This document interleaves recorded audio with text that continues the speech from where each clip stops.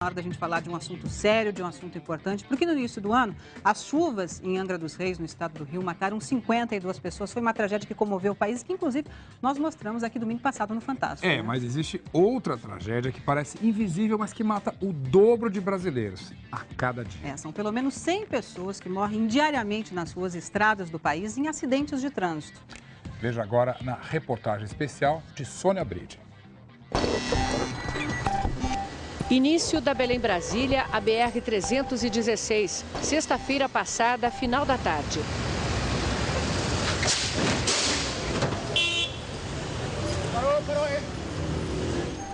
Este trecho de 20 quilômetros da região metropolitana de Belém é o que mais mata no país, segundo a Polícia Rodoviária Federal.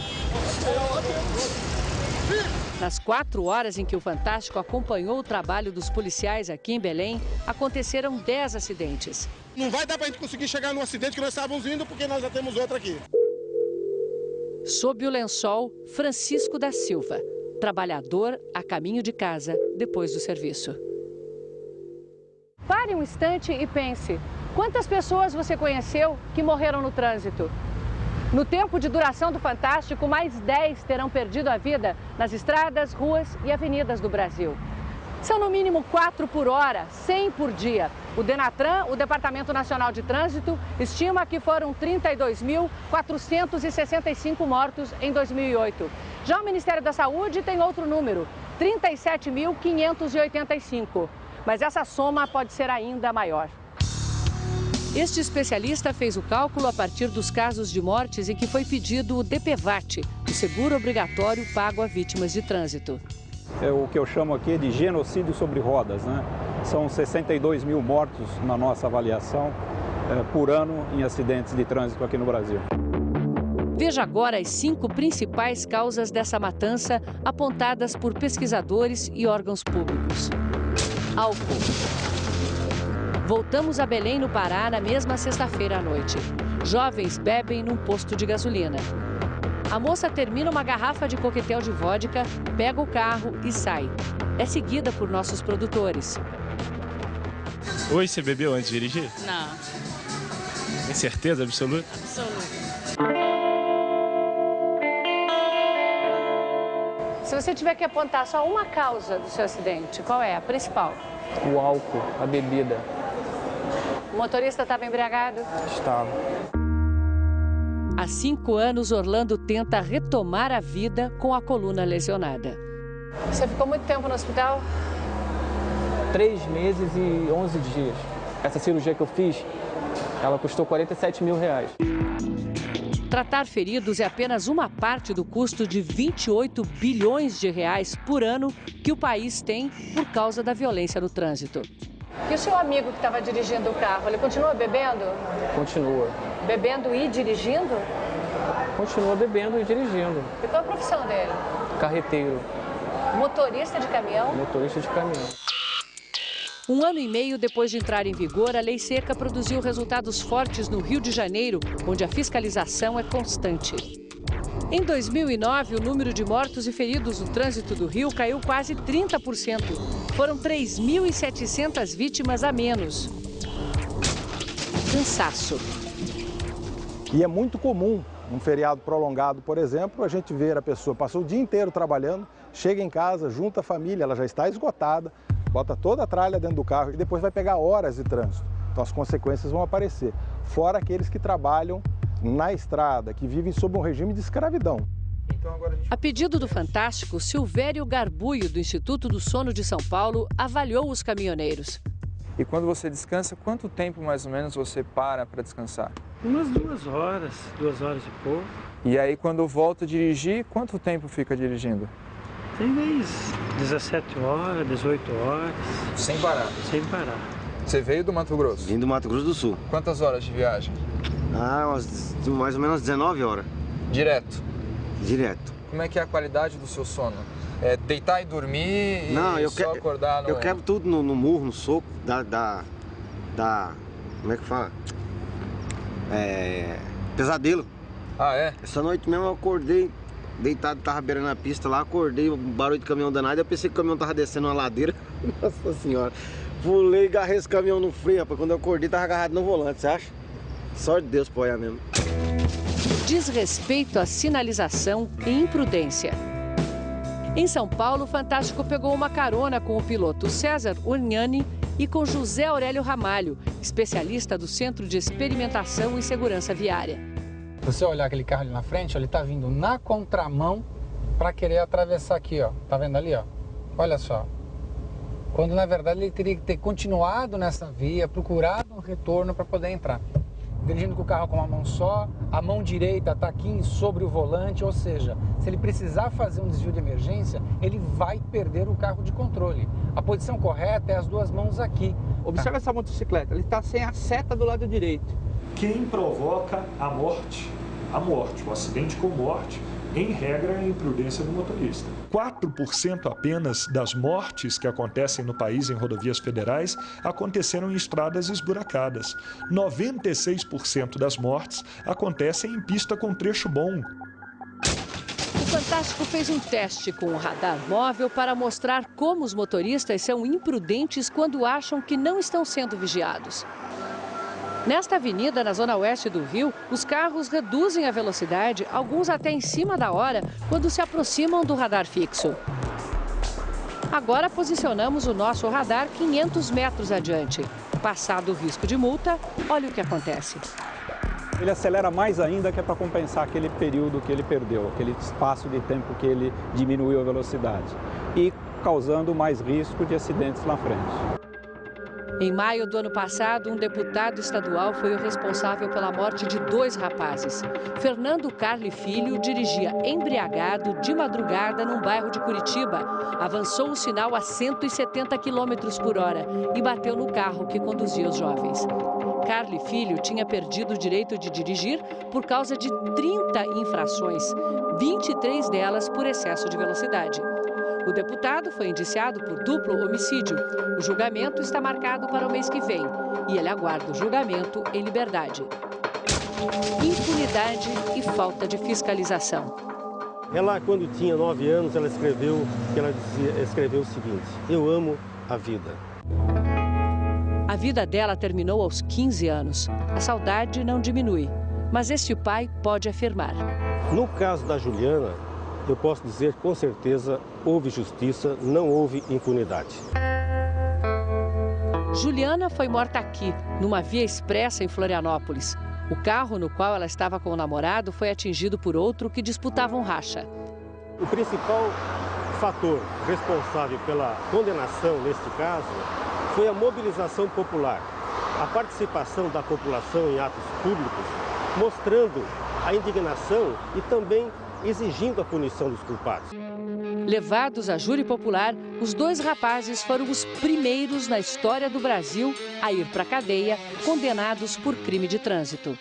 Punir é uma forma de educar. No trânsito, nós temos que punir para educar. Mas cadeia para criminosos do trânsito ainda é rara no Brasil. É recurso, mais recurso, ficam 5 anos no processo e quando vai a julgamento, aí você tem que pagar 100 cestas básicas. Matou 5 pessoas numa família, paga 100 cestas básicas e está aí solto, né? A morte de Juliana levou à instalação de 9 radares fixos, os chamados pardais, ao longo de 8 quilômetros da avenida.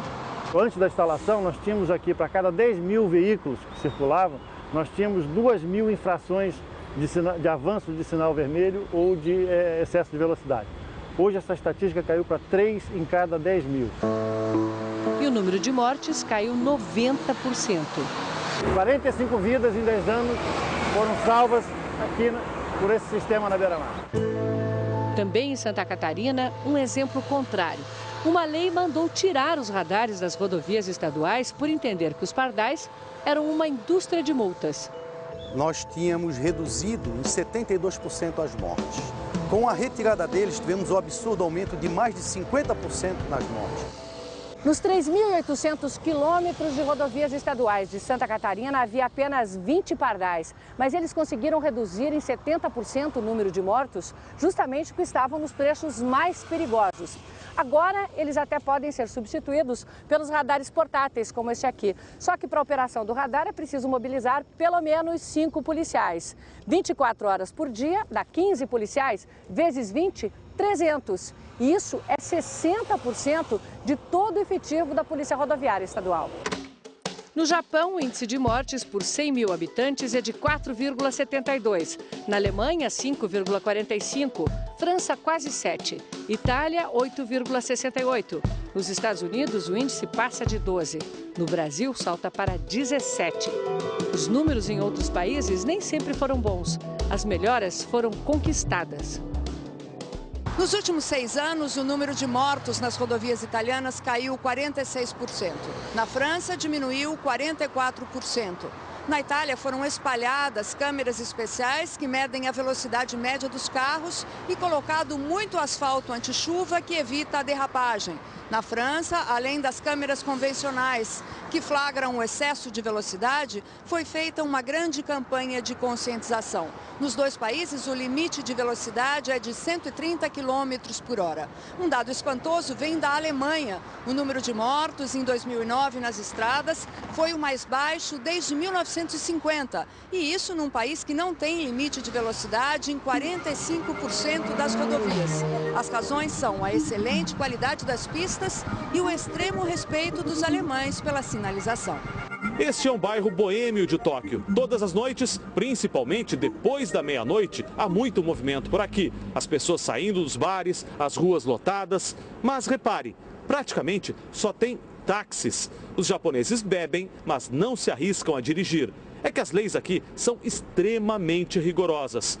Quem dirigir depois de alguns goles pode pegar 5 anos de cadeia. Os acompanhantes, 3 anos de prisão. Resultado, as mortes no trânsito no Japão caem há 9 anos seguidos. Em 2009, morreu mais gente andando de bicicleta no Japão do que em acidentes com motoristas bêbados. Entre os países desenvolvidos, os Estados Unidos têm um dos índices per capita mais altos de mortes nas estradas. Mas esse número vem caindo. Em 2009, pela primeira vez, ficou abaixo de 40 mil mortos. O principal motivo dessa queda é o rigor contra os motoristas alcoolizados. A cada ano, cerca de 1,5 milhão de americanos são presos por dirigirem embriagados. Perdem a licença e, se tiverem antecedentes, vão para a cadeia.